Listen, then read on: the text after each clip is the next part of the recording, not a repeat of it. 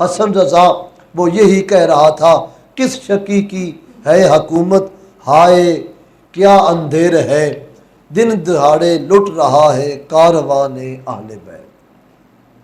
اور یہ بڑی عجیب داستان ہے۔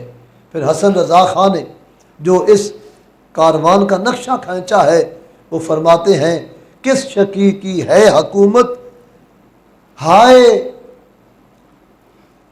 کیا اندھیر ہے، دن دہاڑے لٹ رہا ہے کاروان اہل بیت۔ اپنا سونا بیچ کر بازار سونا کر گئے، کون سی بستی بسائی تاجران اہل بیت۔ اہل بیت پاک سے گستاخیاں بے باکیاں، لعنت اللہ علیکم دشمنان اہل بیت۔ اور پھر یہ قافلہ یزید کے دربار میں رہا، اور وہاں کچھ دن قیام کرنے کے بعد اب یہ قافلہ جانب مدینہ روانہ ہوتا ہے، مدینہ شریف کی طرف۔ اور یزید کے دربار میں بہت سارے سوال ہوئے۔ ایک سوال ان سوالوں میں سے یہ بھی ہوا کہ یزید خوشامد کرنے لگا کہ میں ان کو راضی کر لوں، اور اس کی بیوی بھی اس کے خلاف، اس کے خاندان کے بھی لوگ اس کے خلاف، اس کو موت نظر آنے لگی، اور اس نے چاہا کہ یہ قافلہ جلدی جلدی مجھ سے جدا ہو جائے۔ اور اس نے وہ معزول بندہ جن کو کوفے اور عراق سے معزول کیا تھا، حضرت مسلم بن عقیل کے لیے جنہوں نے محبت احترام کا سلسلہ رکھا، وہ حضرت سعد، ان کو اس نے معزول کیا، اور یہ اس وقت اس کے دربار میں تھے۔ ان سے مشورہ لیتا ہے کہ بتاؤ کہ اب ان کے ساتھ کیا کیا جائے، ان کے ساتھ کیسا برتاؤ کیا جائے۔ صحابی رسول کے دل میں محبت اہل بیت تھی، تو انہوں نے جواب دیا ان کے ساتھ وہی سلوک کیا جائے۔ اگر آج رسول اللہ تشریف فرما ہو تو ان کا حال دیکھ کے جو رسول اکرم صلی اللہ علیہ وآلہ وسلم ان کے ساتھ سلوک کرے، وہی تم بھی سلوک کرو۔ اور پھر یہ قافلہ یہاں سے اس نے کافی سارے بندوں کے سمیت اس قافلے کو جانب مدینہ روانہ کیا۔ اب یہ قافلہ مدینہ شریف کی طرف جا رہا ہے، اور مدینہ شریف جوں جوں قریب آتا گیا، پھر مدینہ کا ماحول کیسا ہے، پھر کیا وہ ماحول کہ جب یہ ابتدا بھی مدینہ سے پھر انتہا بھی مدینہ میں ہو رہی ہے۔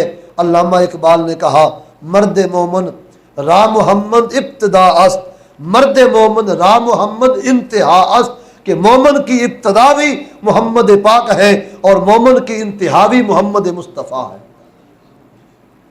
یہ قافلہ مدینہ شریف میں جب پہنچا تو ایک گہرام مچ گیا۔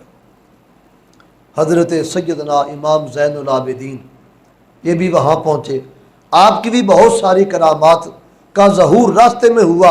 ایک جگہ پہ مدینہ کی طرف آپ جا رہے تھے تو آپ کے ملنے والے کئی بندے آئے، تو انہوں نے دکھ اور افسوس کا اظہار کرتے ہوئے، جس طرح بندوں کی عادت ہوتی ہے، تو امام زین العابدین کو غصہ آیا تو آپ نے یوں ہاتھ ہلائے نا، تو حضرت امام زین العابدین کی بیڑیاں ٹوٹ گئی۔ فرمایا کیا سمجھتے ہو ہم بے بس ہیں؟ نہیں، ہم بے بس نہیں، ہم تو اللہ کی مرضی کے پابند ہیں، اس کی رضا کے پابند ہیں، سب کچھ ہے، لیکن نہ اف ہے، نہ واہ اللہ ہے، نہ بے صبری ہے۔ بس وہ کسی شاعر نے کہا تھا، قوت ہوندیاں زور نہ لایا، تے بیٹھے من رضائی، تے دین و دنیا پانی بنا پانی کے پیاسے چلے گئے، دین و دنیا دے سائیں۔ حضرت سیدنا امام زین العابدین، حضرت سیدہ زینب، یہ قافلہ مدینہ شریف میں گیا، لوگوں نے بڑا استقبال کیا، اور یہ لٹا ہوا قافلہ سیدھا حضور کے روضہ انور پہ پہنچا۔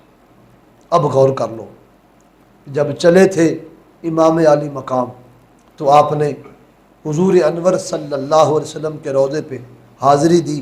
27 رجب تھی، 27 رجب کا وہ ماحول، اور 60 ہجری امام سیدنا امام حسین وہاں سے چلتے ہیں، اور آج 61 ہجری محرم کا ہی مہینہ ہے اور یہ قافلہ کامیاب ہو کے روضہ رسول پہ پہنچ رہا ہے۔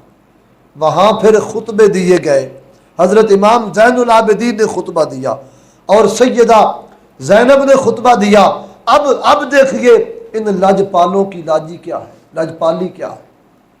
قربان جائیں علامہ مشتاق نظامی نے، جو علامہ ارشد القادری کے شاگرد ہیں انڈیا کے، انہوں نے یہ بات لکھی۔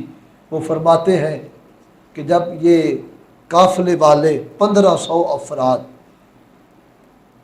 یہ مدینہ شریف میں چھوڑ کے واپس ہونے لگے نا، تو اہل بیت اطہار کی پردہ نشین خواتین نے اپنے زیور اتارے اور ان کو بطور شکرانہ پیش کیے، کہا کہ تم نے یزید کے دربار سے مدینے تک ہمیں باحفاظت پہنچایا ہے، ہم تمہارا یہ احسان بھی نہیں رکھنا چاہتے، اس کے صلے میں یہ زیور لے کے جاؤ۔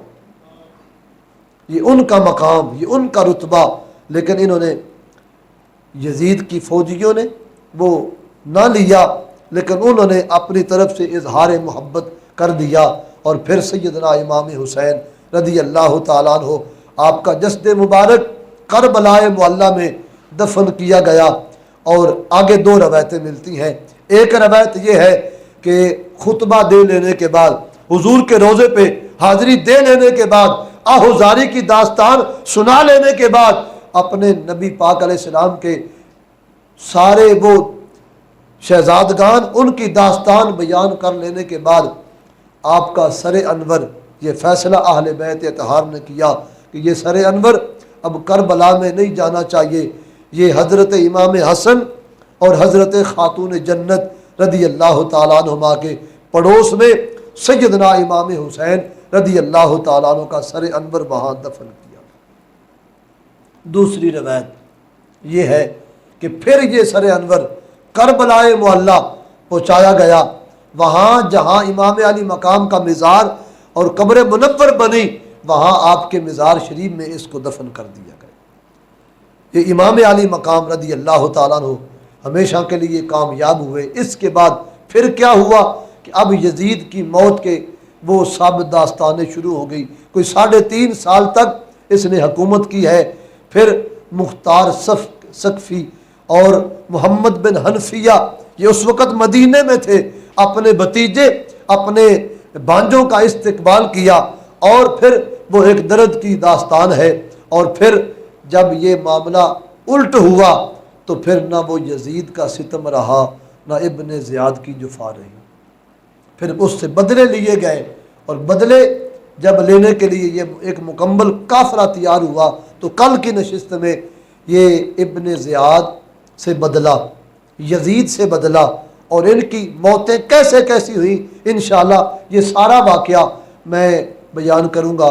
اور اگلا آخری جو ہمارا دن ہے وہ امام علی مقام اور شہادت، شہید اور یاد شہداء قرآن کی روشنی میں وہ ہم نے بیان کرنا ہے کل انشاءاللہ تعالی۔ رب نے موقع دیا تو ان یزیدیوں کا برا انجام کیسے کیسے ہوا اور ان کو کیسے کیسے موت آئی، اور جس تخت کے لیے، جس حکومت کے لیے وہ یہ سب کچھ کرتا رہا، وہ بھی نہ رہا، نہ عزت رہی، نہ وہ تخت رہا، ذلت کی موت مرا ہے کل انشاءاللہ۔ لیکن ایک پیغام، وہ پیغام یہ ہے کہ حضرت سیدنا امام حسین رضی اللہ تعالیٰ عنہ نے یہ قربانی دی ہے۔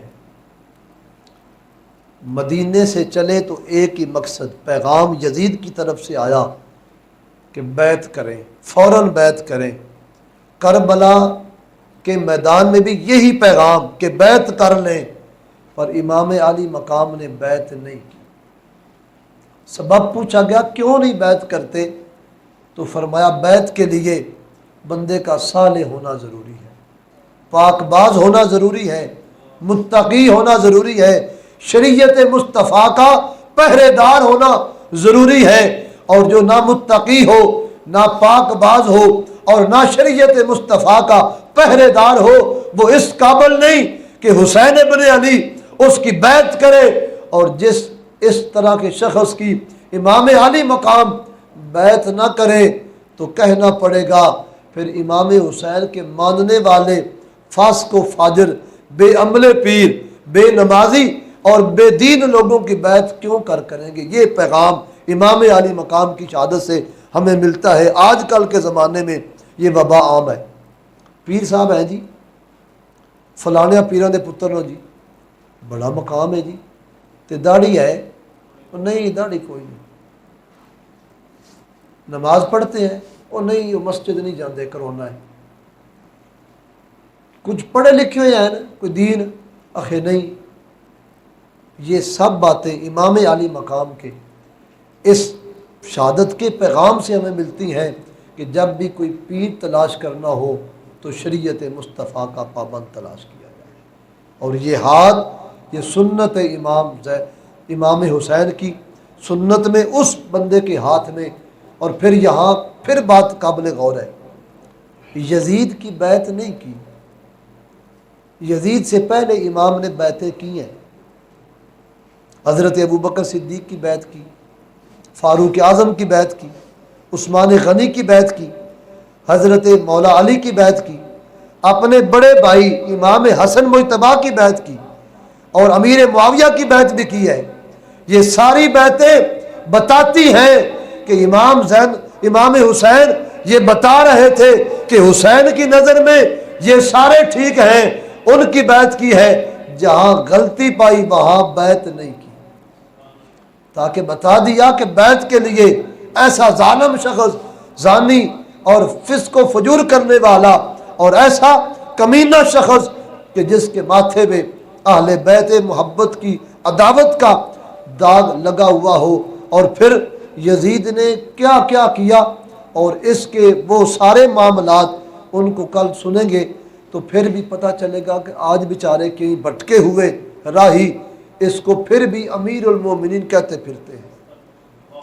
اس کا کفر ثابت ہوتا ہے، اہل بیت اطہار کی بے ادبی، اور پھر مسجد نبوی کو پامال کیا، کعبۃ اللہ کی بے حرمتیاں کرتا رہا۔ ہم یہ کہنا چاہتے ہیں جو کعبہ کی بے حرمتی کرے، مسجد نبوی کی اذان اور نماز کو بند کرے، وہ امیر المومنین نہیں ہوتا، وہ پلیت ہوتا ہے۔